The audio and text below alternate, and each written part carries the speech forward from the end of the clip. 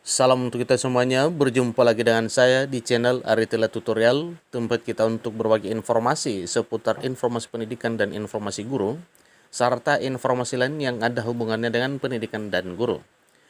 Pada pertemuan kali ini saya ingin berbagi satu informasi, yang mana informasi ini merupakan ulasan dari apa yang telah diupload melalui channel ini, yaitu tentang pengangkatan P3K bisa dari honorer non-ASN. Nah, hal yang sama juga dari sumber informasi yang sama, katanya Menpan RB menyampaikan bahwa pengangkatan P3K bisa dari honorer non-ASN. Nah, tentunya honorer non-ASN yang dimaksud Bapak Ibu adalah honorer ASN yang telah melakukan pendataan melalui aplikasi pendataan BKN dan datanya telah terekam di database BKN. Bagaimana informasinya? Simak videonya, jangan ketinggalan informasi. Dan bagi Bapak Ibu yang sedang menonton, demikian dengan Bapak Ibu yang mungkin baru menemukan video melalui channel ini, dukung dengan cara like dan subscribe, share, dan komen, serta nyalakan tombol notifikasinya, supaya semua informasi yang disalurkan melalui channel ini selalu update di layar Bapak Ibu. Langsung pada informasinya. Menpan RB sampaikan pengangkatan P3K 2022 bisa dari penataan non-ASN atau honorer. Ini judul beritanya Bapak Ibu ya. Kabar inspirasi. Sebagaimana dalam Peraturan Menteri Pendagangan Aparatur Negara dan Reformasi Birokrasi Republik Indonesia nomor B garing ISI garing M.SM.01.00/2022 tanggal 22 Juli 2022. Surat tersebut perihal penataan tenaga non-ASN di lingkungan instansi pemerintah. Penataan itu dilakukan guna mengetahui berapa jumlah tenaga non-ASN atau honorer saat ini. Pemerintah melakukan penataan non-ASN atau tenaga honorer di lingkungan instansi pemerintah pusat maupun daerah. Penataan non-ASN atau honorer telah sampai pada tahap prafinalisasi, bahkan sudah finalisasi.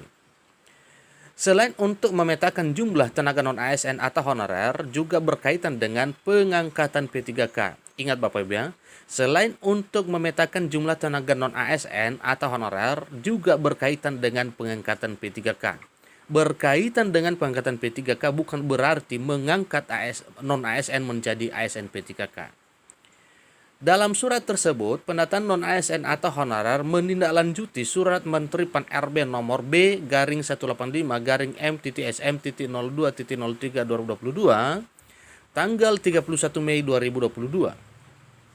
Surat tersebut terkait status kepegawaian di lingkungan instansi pemerintah pusat dan instansi daerah sebagai tindak lanjut pemberlakuan Peraturan Pemerintah nomor 49 tahun 2018 tentang manajemen P3K yang mewajibkan status kepegawaian di lingkungan instansi pemerintah yang terdiri dari dua jenis kepegawaian, yaitu PNS dan P3K, hingga tanggal 28 November 2023. Jadi ini merupakan satu dasar kuat Bapak Ibu ya, Peraturan Pemerintah nomor 49 tahun 2018 tentang manajemen P3K. Dalam surat tersebut ada beberapa poin penting yang wajib diketahui oleh Bapak Ibu honorer. Pertama, prinsipnya surat tersebut dimaksudkan untuk mengingatkan para pejabat pembina kepegawaian bahwa sesuai dengan Peraturan Pemerintah Nomor 49 Tahun 2018, guna mendorong setiap instansi pemerintah melakukan penataan pegawai non-ASN yang berada dan telah diangkat di lingkungan instansi masing-masing guna mewujudkan kejelasan status, karir, dan kesejahteraan pegawai yang bersangkutan. Hal yang kedua, dalam hal ini pegawai non-ASN atau honorer yang telah bekerja di lingkungan instansi pemerintah yang berstatus sebagai non-ASN sesuai dengan pasal 99 ayat 2 yang menyebutkan bahwa pegawai non-ASN atau pegawai non-PNS dalam jangka waktu 5 tahun sebagaimana dimaksud pada ayat 1 dapat diangkat menjadi P3K apabila memenuhi persyaratan sebagaimana diatur dalam peraturan pemerintah ini, ya. Dalam jangka waktu paling lama 5 tahun sebagaimana dimaksud pada ayat 1 dapat diangkat menjadi P3K apabila memenuhi persyaratan. Jadi ini satu hal yang perlu garis bawahi Bapak ya. Apabila memenuhi persyaratan. Nah, tentunya kalau tidak memenuhi persyaratan berarti tidak bisa diangkat.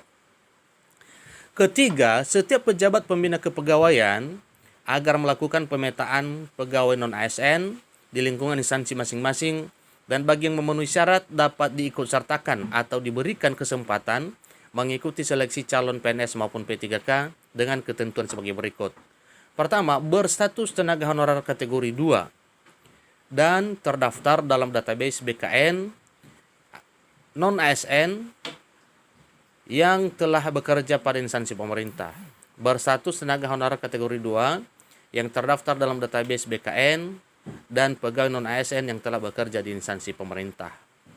2. Mendapatkan honorarium dengan mekanisme pembayaran langsung yang berasal dari APBN untuk instansi pusat dan APBD untuk instansi daerah dan bukan melalui mekanisme pengadaan barang dan jasa baik individu maupun pihak ketiga. Yang ketiga itu diangkat paling rendah oleh pimpinan unit kerja, dan keempat telah bekerja paling singkat 1 tahun pada 31 Desember 2021. 5. Berusia paling rendah 20 tahun dan paling tinggi 56 tahun per 31 Desember 2021. Hal keempat dari hal ini yaitu pendataan pegawai non-ASN atau honorer ini dimaksudkan untuk melakukan pemetaan dan mengetahui jumlah pegawai non-ASN di lingkungan instansi pemerintah baik pusat maupun daerah. Ya, jadi ini satu ketegasan juga Bapak ya, harus diketahui bahwa maksud dari pendataan ini adalah melakukan pemetaan untuk mengetahui jumlah non-ASN. Kelima, untuk pemetaan tenaga non-ASN sebagaimana tersebut di atas diharapkan kepada para pejabat pembina kepegawaian untuk melakukan langkah-langkah berikut. Pertama, melakukan inventarisasi data pegawai non-ASN sesuai dengan ketentuan pada angka 3 dan menyampaikan data dimaksud ke Badan Kepegawaian Negara per 30 September 2022 sebagaimana yang telah dilakukan oleh masing-masing PPK pada bulan yang lalu ya, lampiran 1 dan lampiran 2. 2. Penyampaian data pegawai non-ASN harus disertai SPTJM dan ditandatangani oleh pejabat pembina kepegawaian.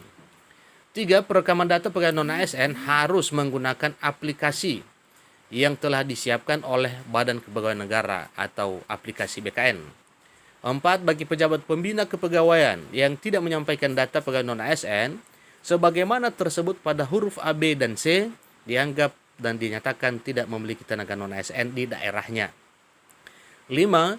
Selanjutnya untuk kelancaran pemetaan data pegawai non-ASN agar kiranya para pejabat pembina kepegawaian berkoordinasi dengan BKN dalam pelaksanaannya.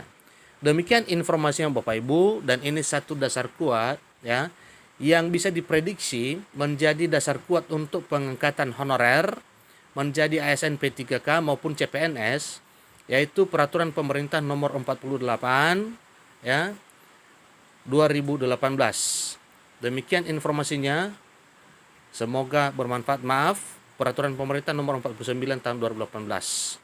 Seterusnya itulah informasinya. Pantau terus informasi Bapak Ibu tentang pengangkatan non-ASN menjadi ASN P3K maupun CPNS melalui media yang dapat dipercaya. Sampai bertemu pada video berikutnya. Terima kasih.